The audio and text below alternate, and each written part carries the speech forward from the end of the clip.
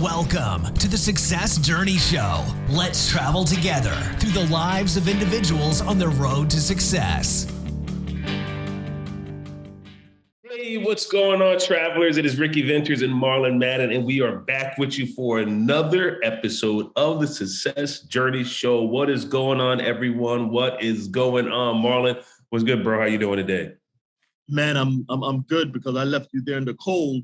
I'm over here. Yeah, I know. I see the sun sitting there shining on you. I'm like, man, ain't no sun over here, man. It's dark. Sun shining. Yeah. Right now it's currently 5:28 over here, so feels good. Gonna do the podcast and then after try to go catch some basketball at the gym. You know what I'm saying? Okay. Yeah. That's what's up. They call this they call that the sunny state. Is that the sunny state? California or that Arizona? Florida. That's Florida. That's Florida. Oh, man, I'm all over the place, man. I'm on a different coast. Or whatever it is. You got more sun over there than you got here right now. Oh, yes, sir. My goodness. Yeah, we still trying to get out of the cold, man. But yeah, my son was supposed to have track practice today, first one of the season, and we get a call, and the guy's like, "Hey, it's gonna be 26 degrees tonight. Yep. Not bring the kids out. Like we can't run at 26 degrees." I was like, man, he's been waiting for this all year. So it's all good. It'll warm up soon. But man, just excited to be on today. We have a great guest, but just excited for all the different things that are moving on our end. We got a lot of things moving, a lot of things in motion. But sometimes I just can't get over the fact that I feel like sometimes you start getting taken advantage of. You know what I mean? Like, it's one of those things where, people start seeing you doing stuff or they see stuff that you're doing. And then all of a sudden, when you're asking them for stuff, prices are starting to come up a little higher than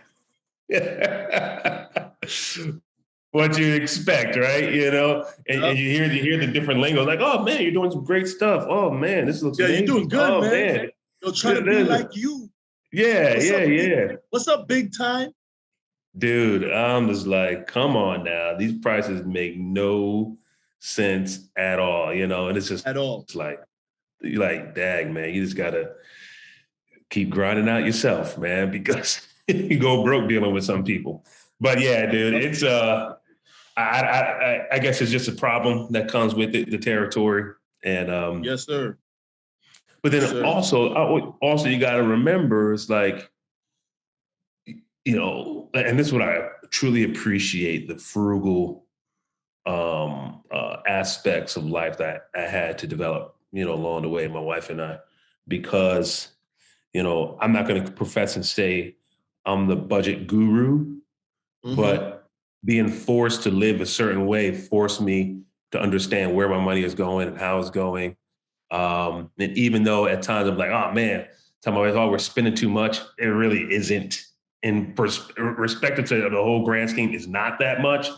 Yep. So when it comes down to now, as the dollars are getting a lot bigger of things and purchases, you still have that mindset of like, I can do it myself. Like, dude, why am I paying this money? I'll do it myself, right?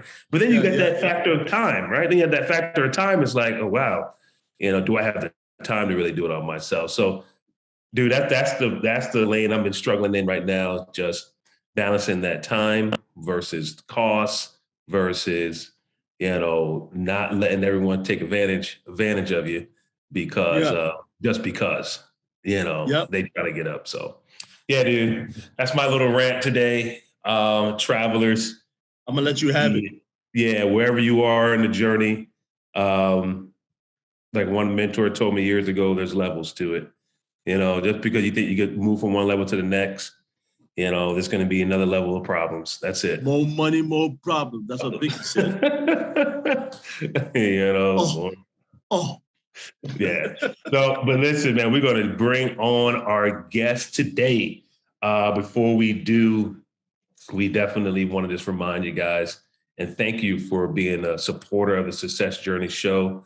Yes, sir. Rocking the journey wear. It's funny because I only saw the very top of the shirt. I was like, yo, that's a fire hoodie right there. I wonder what brand that is. It's the journey wear, whole thing. I was like, yes, sir, journey wear. Go check it out on our website. Check out all the books, check out previous podcasts. We also want to continue to hear from you. So we've got a lot of things coming. Stay tuned. But today we're going to jump into this next segment of the show. All right.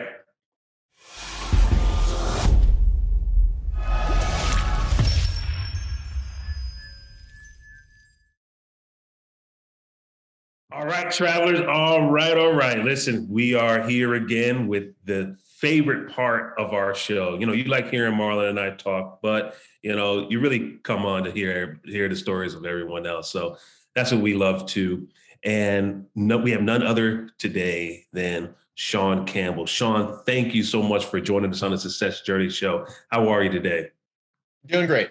Thanks for having me. And thanks for talking to me late in your guys' evening too. So you guys must be hardworking if you're talking to me at 8:30 East Coast time. So, it must be a long day. Yeah. So where are you right now? Portland, Oregon. So, but actually Oregon City, where the Oregon Trail actually ended, like literally like a million years ago. So, wow. But yeah, so Oregon City, Oregon, which every time I say it, everybody's like, really? I'm like, yep, Oregon City, Oregon. So that's the place. So West Coast. Yeah. Funny enough, I just landed. I had to do some stuff over here. That's why you see the sun behind me. Because I just landed in California. I'm actually in Oceanside, California right now. Ricky is on that 8:30 time. Well, my body's on that 8:30 time, but Ricky's really on that 8:30 time. We got all that sunshine still, Sean. Oh, sweet. And Ricky, where are you based? I'm in Maryland. Okay. Yeah, cool. In the Maryland area here, man. So it's late, but this is what we do. So we love it, man. Yeah. We love it. Really appreciate you coming on. Why don't you start off by, you already started talking about the Oregon Trail. Man, I'm not going to have you, for anyone that doesn't know about the Oregon Trail, go and look that up. We're not going to have Sean explain that to you, but I bet there's a whole bunch of historical information in his city about it. But share a little bit about yourself, where are you now? What are you doing? Your background, anything you want us to know about Sean Campbell, and then we'll go from there. Yeah. Basically, so if you look at my career history, you have a guy who wants to be a college professor who ends up owning a business. Not really sure how that happened, but I kind of know, and we can talk about that. But ended up owning a business now for 22 years. Had one business that I grew and sold, and current business I've had since 2007. Both businesses I was a co-owner. In the first one, I had two co-owners. Not sure if I'd recommend having two co-owners. Having one is good, but two is complicated on top. So three total. And people referred to us as the three-headed monster sometimes when it came to decision-making. So that wasn't really effective. Let's just put it that way. But the business was successful enough to grow and get sold. So I guess there's that. And then this business, like I said, has been Scott and mine since 2006. And, I can talk a little bit about what we do at some other point, but basically that's been my journey. I had a very short stint, quote unquote, working for other people. And then I ended up at 29 owning a business, and now I'm 51. I try not to think about that math too much. And so anyway, at 51, I'm still doing it. And I don't know what that makes me. Does that make me pathologically incapable of working for someone? I'm not sure about that, because clients can be harder than actual bosses. Yeah, clients can be harder than actual bosses. I think anybody who's had a client knows that. And so I don't think that's so much the issue, but I do love the freedom of it. I love the freedom of it. I love the fact that I get to learn not anything, but nearly anything that I want. And I love leading people, and I love shaping things. And sometimes, and this isn't the main motivation for having a business, but sometimes I joke, one of the things that if I have a tougher day, I go, I don't really have to go to any meeting. Technically, eventually I have to go to some meetings. Otherwise, I have a different meeting with my wife who's like, how are we buying things tomorrow? And like, but you gotta keep, sometimes on a tougher day, you got to keep it simple and be like, yes, I have freedom. I do. Right. I don't have maybe it feels like chains some days when you're like owning a business. Like it can feel like you're trapped. That's true too. There can be moments like that. Yeah. But the reality is, you got to keep that real. And sometimes I find that's one of the things that entrepreneurs kind of forget when they're in the midst of what one book author called the struggle. You guys mentioned it in the intro, the struggle, and it reminded me of a book that we could talk about at one point if we want. But yeah. I mean, even when it's bad, you got to remember you have more freedom than 97% of the other people that are working around collecting a paycheck, even if it doesn't feel like it at that moment. Absolutely. Yeah, Man, let me tell you something, Sean. One thing that we do not allow on this show is liars. Okay, let me tell you that. So you telling me that you're 51 years old and I'm looking at you? It was worse before. I mean, keep in mind, it's only an advantage now. When you're 19 and in college, this is not an advantage. No one asks you to go do the beer run. Nobody remotely. Then they won't give you any beer because they're like, well, you can never do the beer run. So like nobody's ever doing that for me. I mean, I look like I was 12 when I was 19. I mean, it didn't. And then I'm only a 5'11" Irishman, so I didn't even have like height. My youngest kid somehow ended up 6'6.5". So wow. 6'6.5". Yeah, he's huge, right? And so but anyway, so yeah, my other son got, I think he got the Irish genes because he's like 5'11", and my other son got the Norwegian tall genes, I think, because he's 6'6". So that's the way it works. But anyway, my point is, I didn't have like height or anything going for me. I just looked like a young 80s kid. That was all I looked like back then. That was it. So guys, if you guys are just listening to this podcast, pause it, jump on YouTube because you will know exactly what we're talking about. The first thing when Marlon said to me was like, man, this guy, he looks really young. He's been in business for 20 years. When did he start? Well, 14? It was hard because it was really hard when we got started because, our first client, it was Microsoft. Microsoft was our first client on an entrepreneurial journey. And the reason for that was they were an account the place we were working at had. And when we left, we happened to be doing work for Microsoft for this account. And there's kind of a long story behind it, but the short version is they let us continue doing work with Microsoft. And this was back in 1999 when Microsoft was like actually cool. I mean, this was when Microsoft, for anybody who remembers that era, like you don't know what monopoly means until you really look at what they had. And I'm not trying to judge that, but it'd be like if 95.7% of every piece of technology you had today had a Microsoft logo on it. It's nowhere like that these days. And so that was our first account. And I bring that up because when they were cool and kind of young and hip a bit, it was typical to roll into a meeting where everybody's wearing shorts and t-shirts. So not only do I look really young, but I don't have the clothing to help me out either. I mean, I'm rolling into sales calls at 29 with like directors of marketing at Microsoft who are like a year older than me, basically. And like, I'm trying to sit there in shorts and t-shirts because that's the uniform. And by the way, this is a funny side story. The only time that I messed that up protocol wise, because I grew up in Chicago. So I came, to the Northwest with a very, wear a suit to work kind of vibe, right? Because I worked in the Loop in downtown Chicago.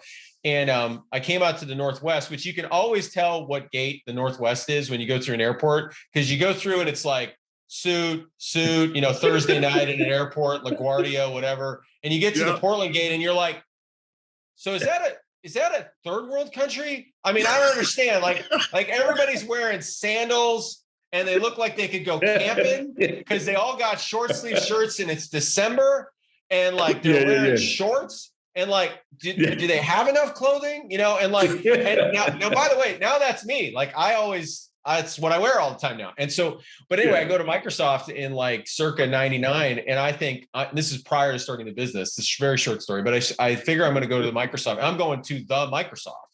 And so I'm going to wear a suit. So I go wear a suit to Microsoft in this environment that I had no idea what it was like. Shorts, t-shirts, young kids. So I go give this talk and I'm wearing the suit. And the talk went well. It was like 200 people. It was this technology talk I had to go give.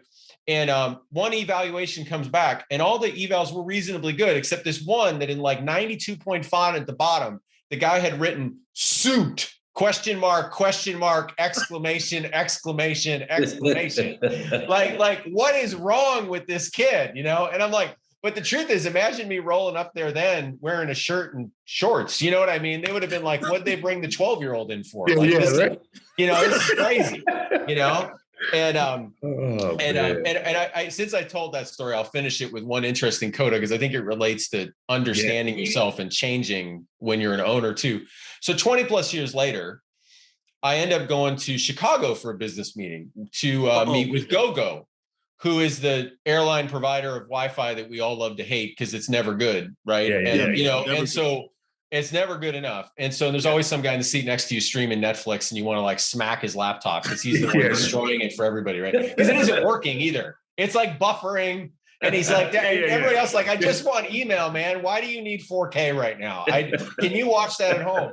And anyway, so I go into this meeting, and I have now transitioned to full West Coast.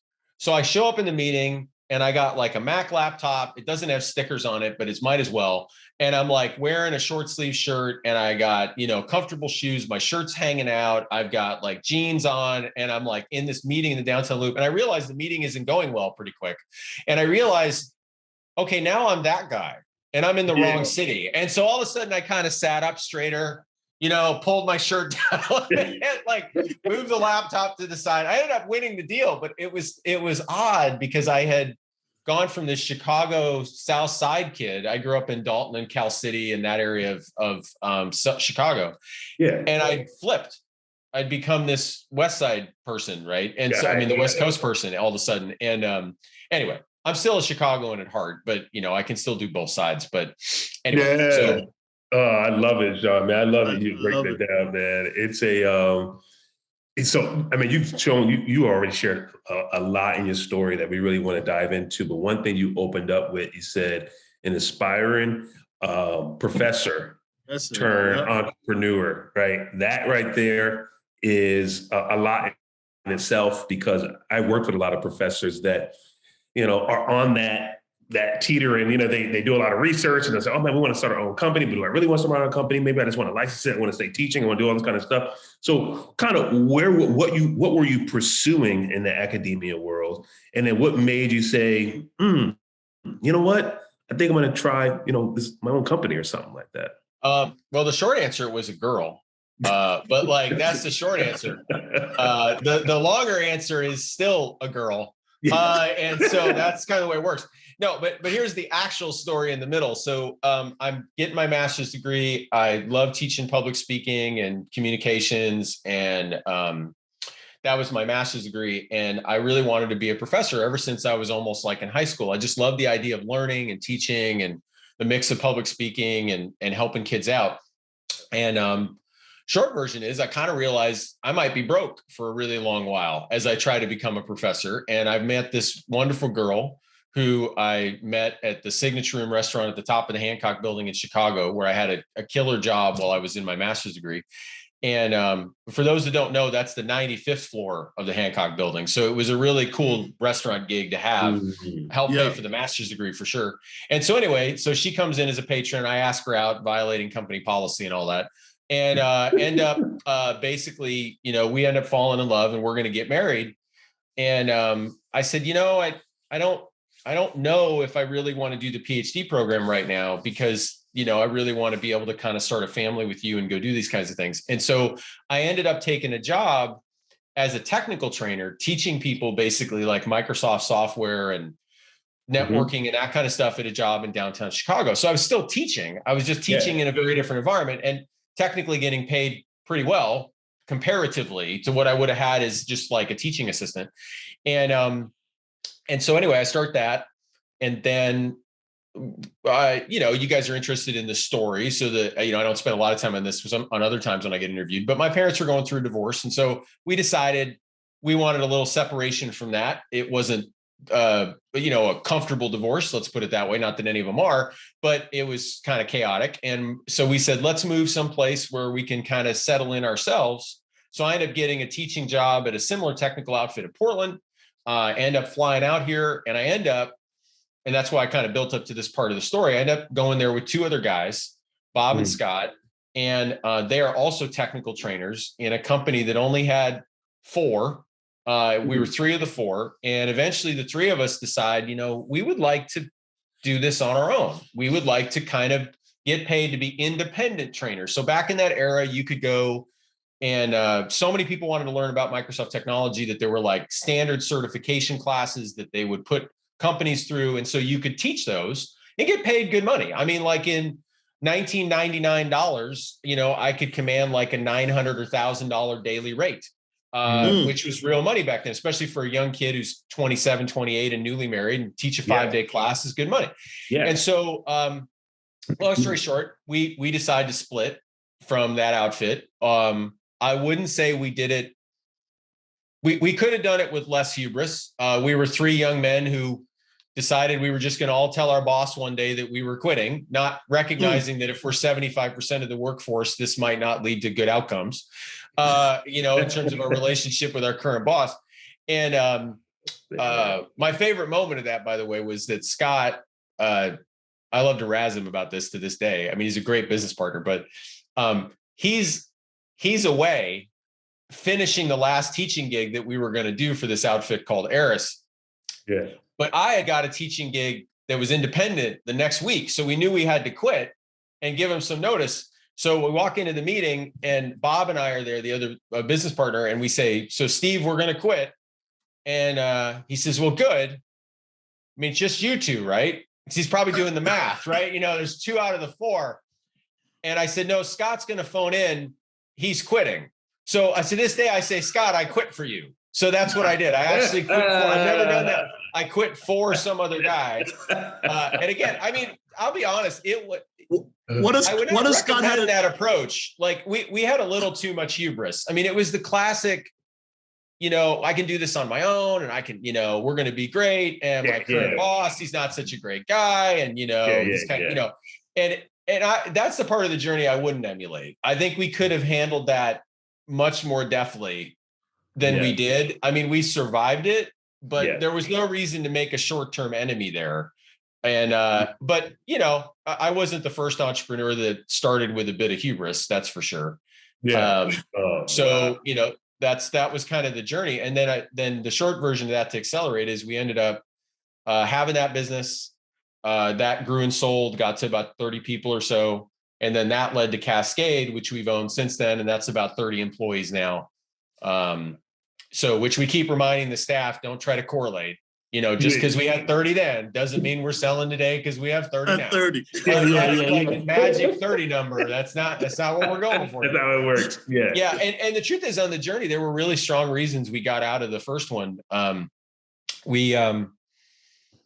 will tie it back to something. Actually, it's kind of odd. I don't usually get to bring this up, but there's 2 events that have happened in my life twice. Yeah. And both of them gave me perspective that I find somewhat rare, and I feel kind of blessed that I got. One's more personal and one's more business, but they sometimes conflate occasionally. And so this is one of those times where I can talk about them together. So on the business side, by selling a business and getting to start another one, my Lord, you get to realize how messed up you were in the first one. I mean, you get to realize if you were the things you set up that, are hard to tear down when they're running, you get to kind of do them anew. You get to think about hey, this business partner, we don't have to hate each other. We can actually really like each other and get to know each other better and, work together and play off other strengths, as opposed to trying to always outdo each other and all the things that you hear people do wrong. On a personal level, and this has always given me a lot of empathy. And it's funny because I was just mentioning this to somebody else who's going through some hard times earlier today. It's probably what's on my mind. Not only did my parents get divorced when I was young, but they got remarried and then divorced each other again, which I always joke should put me on Oprah because I've never met anybody who's going through that. And again, I'm healed. I'm fine. For those of you listening, I'm not trying to share this, but I bring it up because there are some things that you do not. I just don't believe you can think your way to empathy. unless you've been through twice. Like I had a lot more empathy for my parents when I watched them, I guess, fail twice, if you want to think of it that way, right? And I, as just people who were just not right for each other, but they tried, right? And at the same time, I had a lot of empathy for all those decisions I didn't quite make right in the first business, but it still succeeded. And now how could I succeed and not make those same mistakes, right? And I feel blessed all the time, you know, both personally and professionally, that I got to go through those things. And that might have taken some time in the hopper for me to feel that way. You know, I had to get to be at least 15, you know, to be able to feel that way, right? You know, but anyway, now that I'm 17, you know, I really have perspective on all these things. Anyway, so you're only going to get this if you watch the video. So you're only going to get that. But anyway, go ahead. So what other questions you guys got? Yeah, go ahead, Marlon. I'm going to ask, so you're growing the business. Talk about, so who's the partner you have now? Scott, right? Scott, yeah, he was with me through the first business and this one. And the second one, Bob is out the picture. Bob is gone. Bob and I tried to kill each other way too many times. Verbally tried to kill each other. Never. I was going to say that's why you had the sword in the background. All right. Yeah, exactly. Verbally. Okay. Well, my grandfather brought that home from the Philippines, so that's a whole separate story. But that's a whole separate deal. But no. Go ahead, anyway, go ahead. Yeah. So talk about the growing that business. Now you say you understand later that the systems that you put in place wasn't very conducive for the business. Also, talk about the acquisition portion of the business that when you sold it. How did that work out, being that you didn't have all those systems in place and the people that were buying it?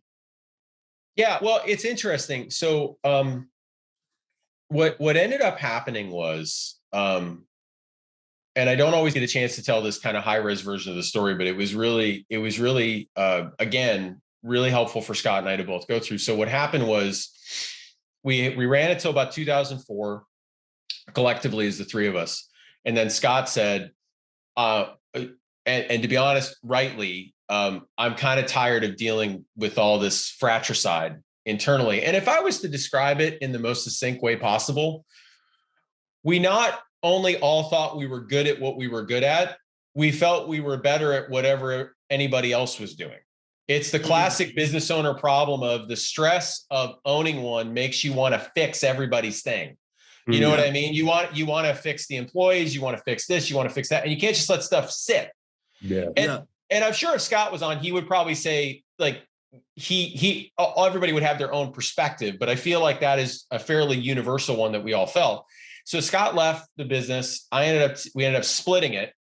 And that actually stabilized somewhat Bob and mine's relationship, because now that we were no longer fighting over the steering wheel, we could actually talk to each other occasionally. You know what I mean? It was that we had our own independent businesses. And then I grew that business again. I doubled it basically, kind of employee count wise, almost triple, I guess. And then I turned around and actually sold it to Bob. Is what ended up happening. So Bob ended up taking over the business, and this is the darker side of that. I had an identity problem. My identity was the business, and the business was my identity. The business had a good month. I was on cloud 9 and felt great. Business had a bad month, and we never had like bad months, but just, you know, it's the seesaw of any business. And I was just locked in on it. And it burnt me out. And I had young kids at the time. Ryan would have been 4 and Josh would have been 2. And I said, I need, you know, I really want to spend time with my kids. Again, this is an odd thing because I didn't mean to tie it back to family stuff, but you could imagine, like, when I grew up, I'm like, I want to be a good dad. I want to hang around these kids.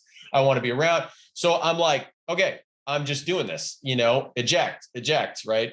And, or usually it's this, eject. That's how you get out of the plane. And so, anyway, and so Bob takes it on. And that was good. There was some financial components to that goodness. There was some freeing nature to it. And here's the really weird thing. Scott, meanwhile, had been kind of trying to do his own thing a bit too, and had been successful at it. And we kind of got back together in late 2006, and we were like,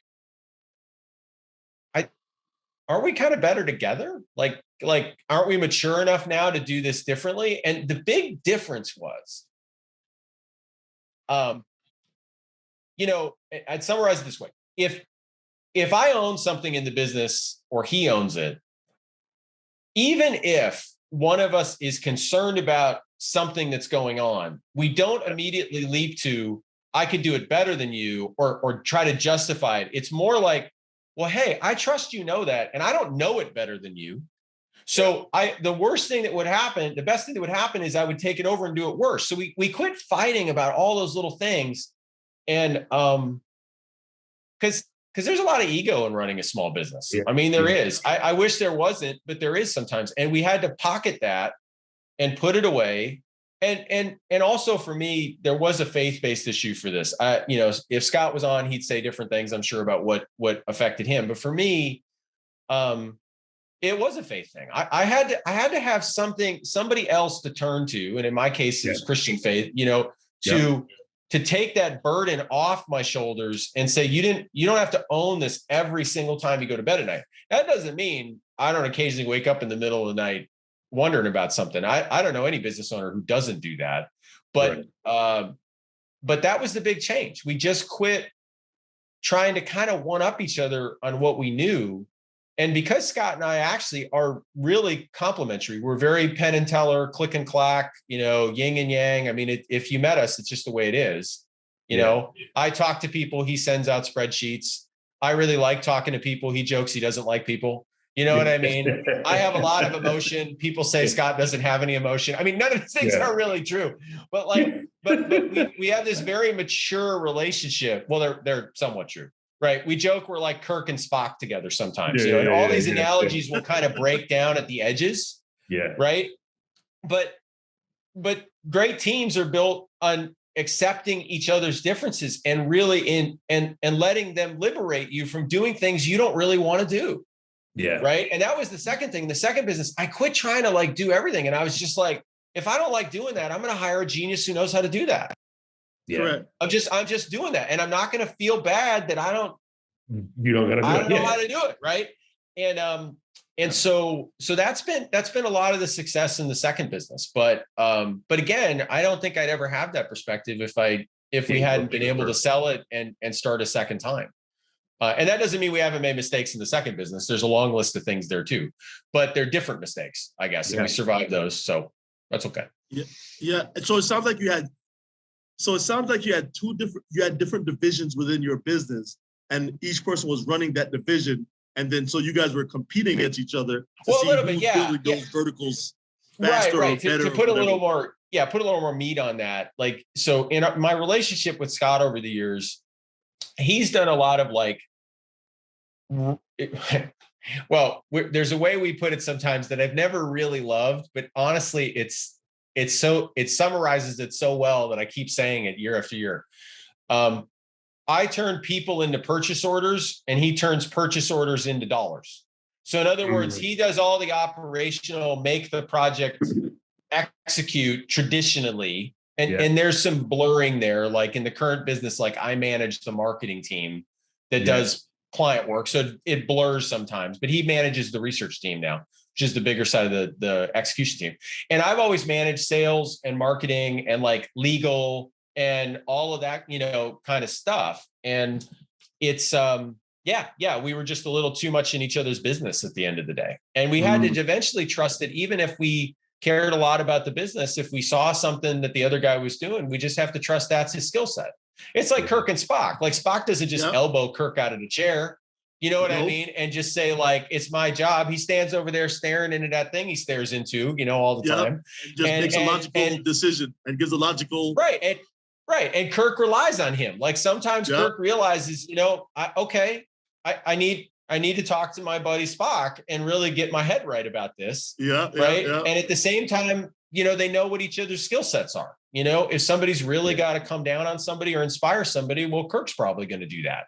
On the other hand, and what I've learned too over the years is it's pretty common to see these partnerships. Yeah. Sometimes they're not equal partners. Maybe they're like a leader with a good, second, but there's a lot of this in any really good running business. Sometimes it's even a husband and wife relationship, right? Yeah. Where they kind of co-own it, and the wife fills in that stuff, and is not just a helper, but a really compliment to the whole business, right? And by the way, I don't mean to say the husbands only own the businesses, but I mean it could be the wife owns it and the husband's owns it. You get it. I mean, but like, I think that's where you thrive, and that's where you also get a little bit of a breather too, in some ways. You've been listening to the Success Journey Show. You can check us out on our social media on YouTube, Instagram, and Facebook. Also on our website, thesuccessjourneyshow.com. Enjoy the rest of the show. Yeah, I love the aspect that you bring across, just the awareness piece, right? So awareness and analyzing, hey, what did we do wrong in the past? Now that we have a clean slate, how can we make those adjustments? To awareness of who you are as an individual and who you're surrounding yourself with to make the big picture work, not just my silo, my idea, and being able to relinquish control for the better purpose of growing the organization. And like you said, there's a lot of people, when they come into a partnership, it is that dynamic of that tug of war sometimes, right? Oh, I'm gonna do this, I'm gonna do this, right. I'm gonna do this, you do that. No, I can do it. This, it's in every. I've seen it in almost every, a portion of it, every partnership, and it's really about that establishing that relationship, right? So, especially if you don't have a chance to really know the person for years to develop those things, and you're coming in more so on that business aspect of getting things done. Marlon and I talk about all the time, because our unique vantage point is that we've been doing this for over 20 something years in various aspects of life, So by the time we get to this point and we're developing, I already know from the time I was 14 years old what Marlon's strengths were. He knew what my strengths were, and as we're both growing in our areas, able to come in. And so being intentional, I love what you're saying, because you're being intentional. You're looking at how can we become successful. Successful may mean that I need to stay in my lane and be successful. Right. It's hard when no one owns a business and doesn't care about its success. Yeah, correct. How could you not? I mean, you have to. And so, because otherwise you won't have one, for one, but mostly it's just innate in the motivation to start a business. And so, you got to figure out, how do I throttle that? Mm-hmm. So even if something over in the corner in my business partner's lane is making noise and I don't like the noise it's making, you can't just go over there with a wrench and just start working on it. Sometimes you got to go to your business partner and be like, you got this?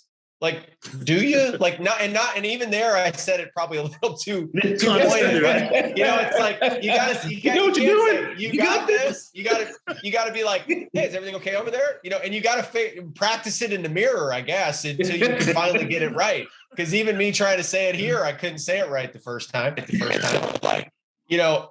Which just shows it's just in you. You want to, and so I think there's awareness of strengths and demerits. And one funny little vignette on that comes from my wife in the first business, because she's done the books and the finance side of both businesses for a long time, and she's had help as these companies have grown at different points, but she's always kind of been in charge of that, as well as like the human resources side. And I bring that up because in the first business, when we kind of had that moment of transition where I was kind of owning a piece of it. And so I needed to bring somebody in to be like a chief technical officer.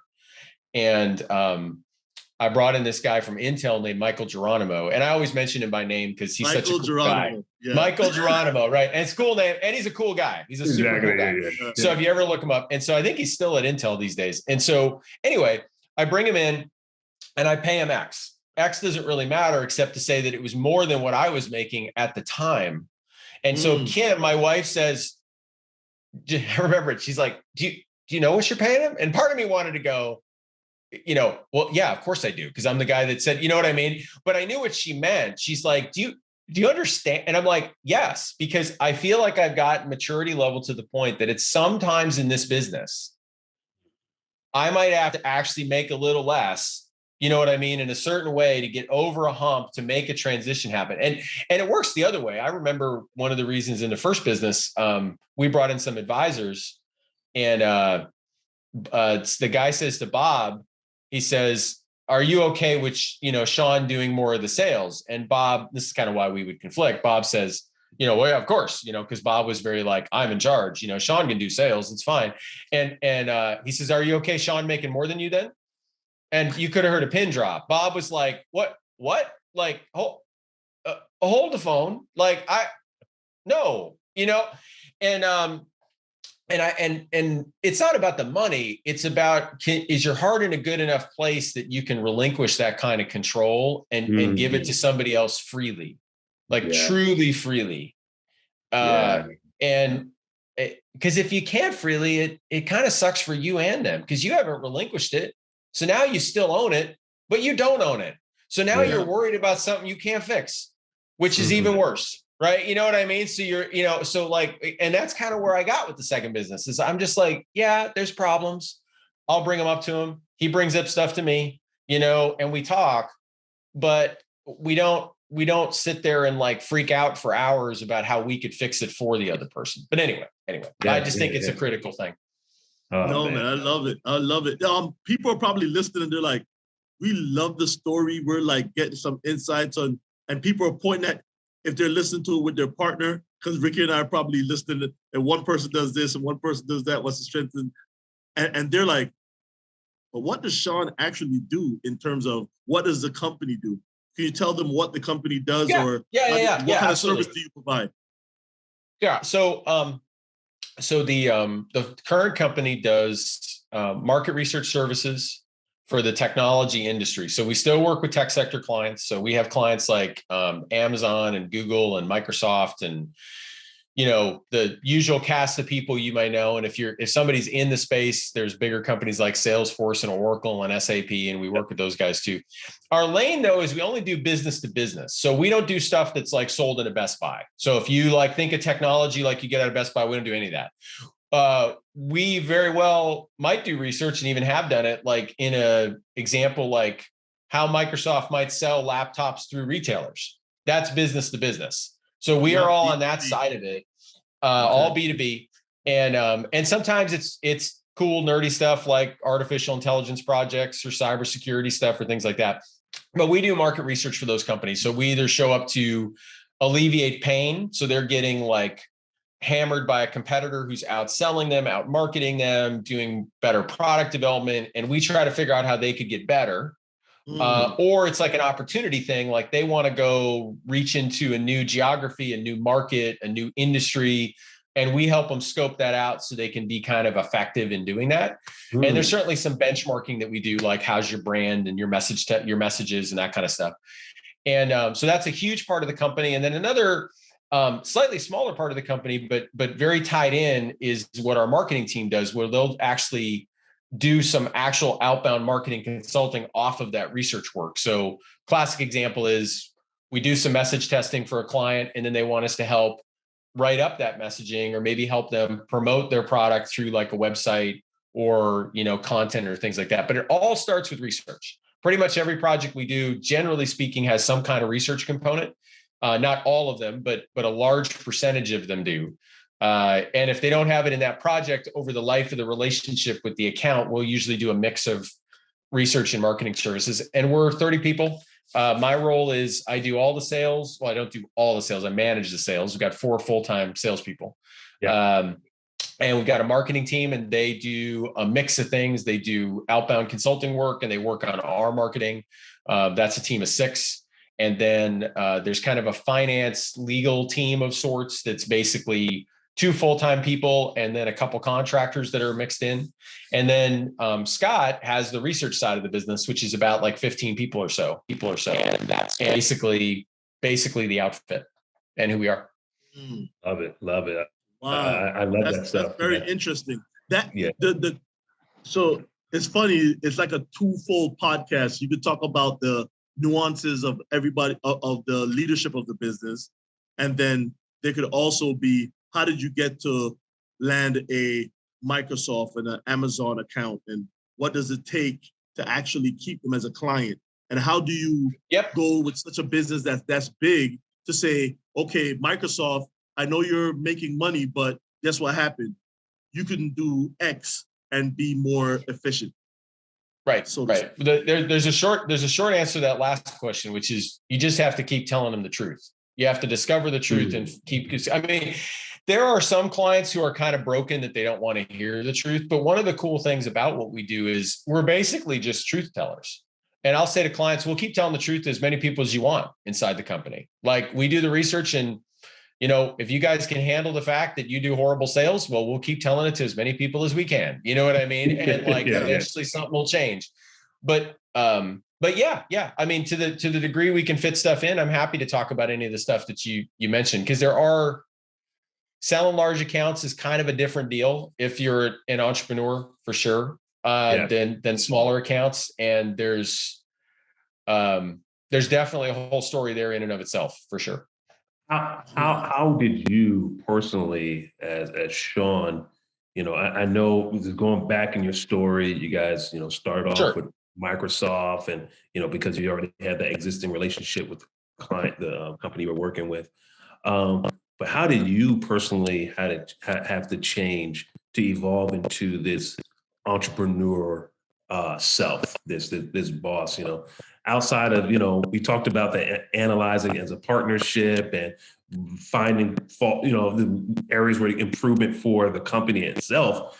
But what are some things specifically you had to do to reflect and say, hey, these are some areas of growth for me as a person to look at things from a business standpoint? Or did you already kind of had that business acumen as you were, you know, growing up, or, you know, as you was going through your development period, as you were pursuing the whole, you know, being a professor, things of that nature? Did you already find that sense? I had a business sense already then.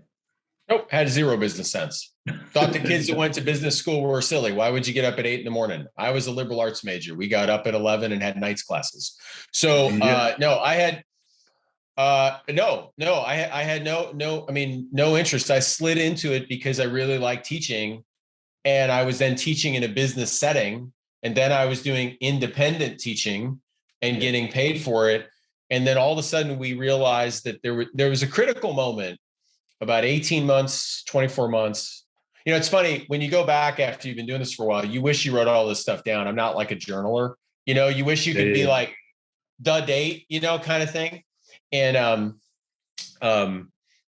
so like brief personal, you know, my son, both my sons are awesome, you know, and they all have their own skills. My eldest wants to get into F1 as a mechanic. So anybody listening that needs an F1 mechanic or NASCAR, my son will be there in a heartbeat. He's an awesome mechanic. He does a great job. He's going to school for it. My youngest is very entrepreneurial. Just got his largest check ever from doing work on Fiverr. He's only 17. And he does 3D modeling for games. And so he just got bounced into the kitchen and was like, hey, I just got a check. So again, plug for them too. If anybody needs a 3D modeler or knows Blender, you can call me and I'll connect you with the kid. So anyway, but my point is that you know, I told Josh earlier, I was like, you know, you wish they could write down today was the day he got this check on a first big project. So I don't know when this happened, but it was roughly 18 to 24 months.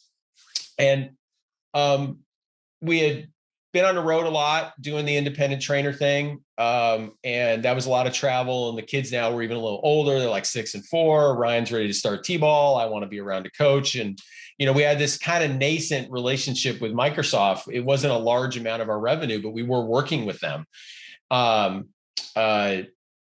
doing a lot of work, like showing them how to demonstrate technology in cool settings. I could come back to that if you want, but it was related to the teaching and highlighting technology. And so I turned to my business partners, and, you know, my dad was in sales his whole life. And I said, I don't know. I think I could grow Microsoft. I mean, I don't know why I thought it was just going to be that easy. But I thought, like, it's like all kids, right? You kind of think you can do what your dad did a little bit, and you assume you can maybe pull it off. And he sold a very different thing. He sold small group health insurance, to like small businesses. So it wasn't even remotely related, outside of the fact that maybe there's some sales gene in there. And it was really just kind of a step of faith. And to be honest, as much as there was a little fratricide in the first business, both of them had faith in me, and they said, fine, you work in air quotes a little less and go get some business from Microsoft for all three of us. And so I kind of ratcheted down to like half time in terms of teaching. And I spent the rest of my time driving up to Microsoft from Portland. And I did a lot of the traditional stuff. I made sure that I got good referrals, and every time we did a good project, I would follow up with everybody that was on the stakeholder team. And, I was fairly relentless. I would set up meetings with everybody. I would cold call. When that was a thing. It's not as much of a thing anymore, and, so much so that I actually, to this day, have memorized, it's funny. I just called it a year ago. So if it's changed, I'm sorry about that, but 425-882-8080 is the main switchboard number for Microsoft. I can still quote it by heart because I called that sucker so many times to get into people and get into offices. To this day, I still know it by heart. So I was just really diligent, and I believed in us, and I spent a lot of time there. I will say one of the downsides of that, and this was a lesson learned in the first business, is we almost spent a little too much time there because it became too big of an account for us. And that's a whole separate story about how I had to learn to balance out not getting too much revenue from one account, no matter how cool it was. Correct. Or how good it made you feel. And so that was a whole different thing. But yeah, we were roughly about 18 months after that, we had gone from about a $600K a year business to like a $2.3 million business, mostly on the back of revenue from Microsoft that we had created. And I'd gotten off the road. Kind of, sort of. I was now going a lot to Seattle, but I wasn't on a plane trip to the East Coast every week or something like that. So it was less travel in terms of wear and tear. But that was how we started. And then the next account was Intel, and that was a whole different story. But we slowly started working through them. Although today, the thing I would tell anybody is don't follow that story today. What I would say today, if you start a small business and you want to get big companies, be really hyper targeted with your marketing in ways that we probably don't have time to get into. But if you ever want to have me back, I'm happy to talk about how I think you can market a business like this and do so successfully. Because we've used a very different roadmap in the second business to generate all these large accounts outside of the ones that we kind of had from the first business where we already had relationships. Love it, man. You're sharing so much, and it definitely warrants a second time back just to dive into the business side, because but I love what we're able to cover tonight, just more so, Sean, what it meant for you to going through these different phases of life, going through understanding, hey, I can't have all my eggs in one basket, no matter how big that basket is getting, because once that basket is taken away, it's like, wait a minute, how are we supporting the rest of the organization here? Or just having a staff to manage. And one quick thing on that is like, this is, I try to give people homework. So if you ever want to have fun, maybe it's the ex-professor in me, but here's a piece of homework. Like, next time you meet an entrepreneur and they say, yeah, we've got a couple key accounts, keep asking questions till they tell you the actual percentage of those key accounts. It will frighten you. And it should frighten them, which would be good. Because it always starts that way. They're always like, yeah, we got a couple key accounts. They're not too big. And then you ask and you're like, well, how much is that revenue? 50%, oh, and how much is the other one? 20%, 70% right there. With the other accounts, like never. Yeah. And they're hammered, right? If something goes away, but it's hard because, I mean, I'll let you wrap up, but like, I just say this, it is hard to turn down money. Yeah. On the promise of future money. Yes. And that is definitely a skill I had to learn. I had to actually look a well-meaning client in the eye and say, I can have too much of you, and I got to go find somebody else. And I didn't learn that lesson really well till the second business. That was another thing that I kind of picked up the second time around. And I'd love to have that problem. Well, I'd be honest, it starts with saying no a little bit and then building out the rest of the stuff. But certainly it's not the thing you do in the first 12 months. I mean, you're just trying to survive in the beginning. Correct. But it is a compounding effect, because if at some point you don't say no, you'll just be beholden to some big accounts. And at that point, are you an entrepreneur? Yeah, sure you are. On the other hand, you're one bad day away from being half of an entrepreneur. Who wants to live like that? Yeah.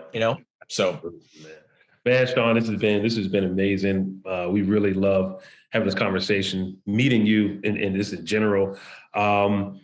As we look back, I love the whole theme of this, and the theme coming across to me is a second chance, right? Second chance, doing it again. You've been so forthcoming in terms of your point of reflections as you've gone through your different points in your journey. But it kind of goes with our last question that we ask every single guest. And that question is, hey, if you can go back to a certain point in life and say, at 1 minute with yourself, like, what would you share with them?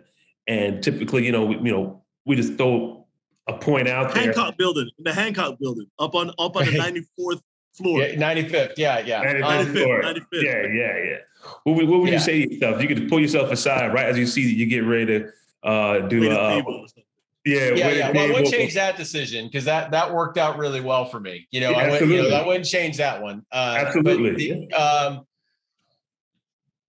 Or even if you had a moment to talk to that individual while he was even though it was a great decision, a great opportunity, and you go back and they, not knowing where that's going to lead, you're just pretty much doing what you got to do, really helping support your educational purpose, but you can give them a point of insight at that moment. I would probably say you have to find a way to not have all the struggles you're about to go through make you feel like you're less or greater just because of them. Like you have to create an amount of separation between the struggle and who you are. And if you cannot create a separation between the struggle and who you are, you'll still make it happen, but it'll be way more painful than it needs to be in the beginning. And I think that's the thing. And when you guys brought up the struggle, the book that came to mind was a book called The Hard Thing About Hard Things. I don't know if you guys have ever heard it, but he talks in the middle of it about the struggle. And, and I'm looking at it on the screen as really just a couple pages in there where he kind of talks about it in a really kind of emotive way about being an owner and struggling with kind of those moments. And I would just say, just have some peace about it. And I would close and say, get faith a little earlier than you did, young man. Like God was a little more distant back then, not now. Yeah. I mean, he wasn't, but he was to me. And I needed that. Yeah.